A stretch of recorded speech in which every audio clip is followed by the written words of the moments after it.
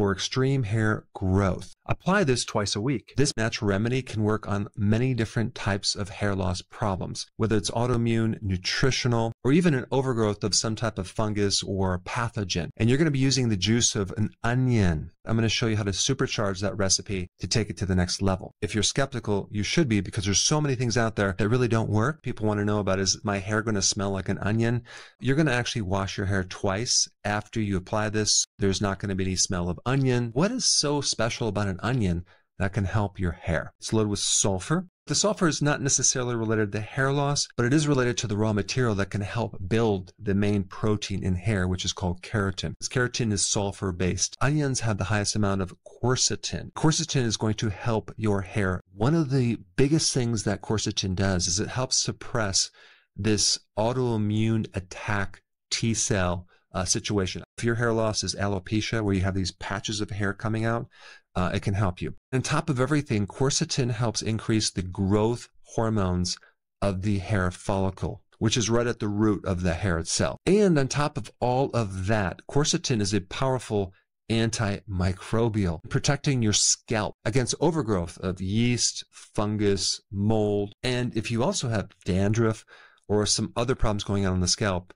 that can help you as well. Let me simply tell you how to do it, and then I'm going to get into a few little tweaks to this recipe to take it to the next level. This whole recipe is based on an organic red onion, because red has the most quercetin. Take one onion, chop it into small pieces, put it into the blender, and blend it down. Then you're going to take the blended slurry and put it through a cheesecloth so you can separate out the liquid into a container. Now, it would be good if you had some type of squeeze bottle that you can put it into, but you don't really need that. All you need is a little container, maybe a mason jar. And then the next thing you're going to do when you go into the shower is you're going to get your hair wet, and then you're going to take this liquid and you're going to start to massage it into your hair, the actual roots as well, for a couple minutes. Once you get it massaged into the hair, you will then come out of the shower, dry your body off, and then leave this mixture in your hair for about 30 minutes. But I would personally recommend to leave it in your hair for 1 hour. And you can probably just use a shower cap as well. Then what you're going to do is go back into the shower, rinse it off, shampoo your hair actually twice to remove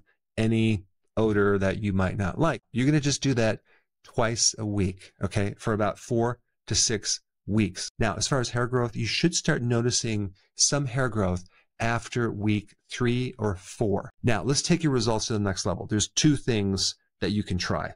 The first one is going to be pretty cool, but the second one's going to be even cooler. It's simply just adding something to the onion juice. You're going to be adding 5 drops of rosemary oil. What is so special about rosemary oil? Well, in a randomized trial in 2015, they compared rosemary oil to one of the top medications for alopecia. And they found rosemary by itself was as effective as this medication. Rosemary oil has several phytonutrients that are anti-inflammatory, are antioxidant, that stimulate the scalp in a way that increases blood flow, and it's great for autoimmune issues. The onion juice by itself has been shown to be pretty effective. So in a study in the Journal of Dermatology, they split this group in half, and half of the group did onion juice on their hair, and the other half just did water. And just within 6 weeks, the group that used the onion juice had an 86.9% result. And when I talk about results, I'm talking about significant hair regrowth, compared to the other group, which just used water, only had a 13% result. Now, there was another study on mice, a group that used the quercetin, and they actually did separate out just the quercetin from the onion, showed regeneration of the hair in all of the treated groups. And in the untreated groups, there was no regrowth of hair. So now let's supercharge this recipe and take it to the next level. You're basically going to enhance the onion juice. Now, how do you do that? You're going to ferment it. You're going to take one onion, you're going to take the peel off, you're going to chop it up, you put it in the blender, strain out the pulp, and then take that slurry and put it into a mason jar. And then you're going to add a 8-ounce cup of water.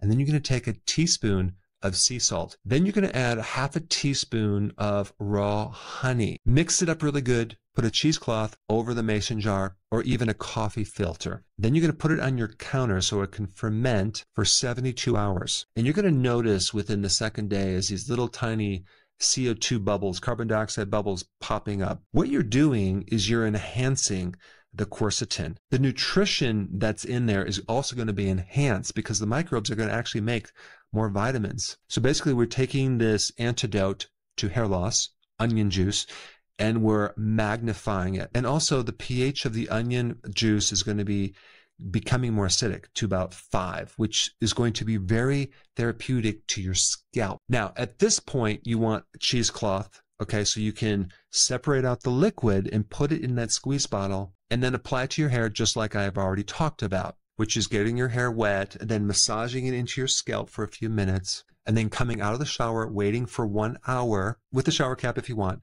Then you're going to go back in the shower, rinse out your hair very thoroughly, and shampoo your hair twice. And I would recommend doing this twice a week for 6 weeks or even longer, depending on your situation. A couple other key things to note. There's so many different mechanisms involved with vitamin D in hair growth or loss of hair that you should be taking at least 10,000 or 20,000 IUs of vitamin D3 every day, or get a good amount of sun. And the only other thing you need to have attention on is to make sure you're eating the right foods to support the nutrients for your hair. And if you haven't seen this video on that topic, I'll put it up right here. Check it out. Hey, before you leave, I just wanted to give you a little quick history on some of the books that I wrote.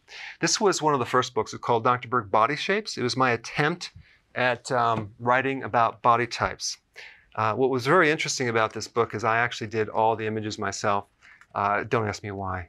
They look actually not quite as professional as some of the images that I have in the new book. But anyway, this is my first attempt right here called Dr. Berg's Body Shape Diets.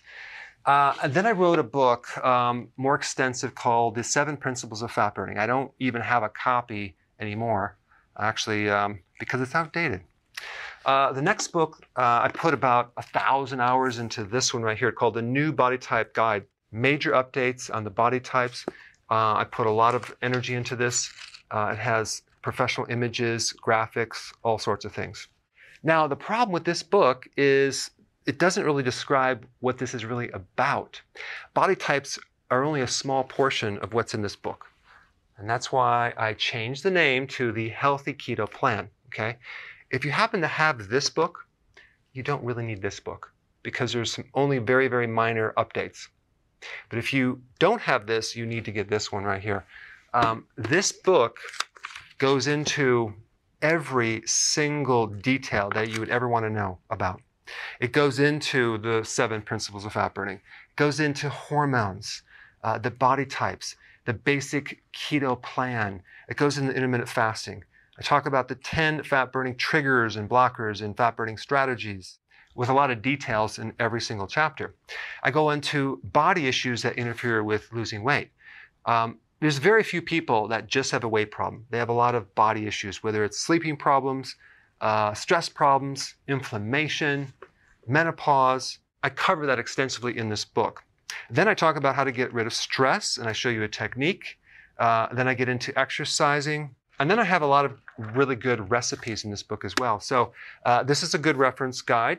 On my website, if you get this book, you get this one free. It's called Healthy Keto Intermittent Fasting. This is the shortcut, quick guide to this book. And the reason I created this book is to have you, within 45 minutes, learn how to do keto, okay, in intermittent fasting, exactly what you need to do. Then you can fill in the blanks with this book right here. So right now I'm doing a special. If you get this book, you get this one totally free, or you can go to Amazon and get these individually. So I just want to clarify the difference between this book and this updated one right here. If you don't have this, you need to get this right here. That way you can get the exact correct information to do it healthily.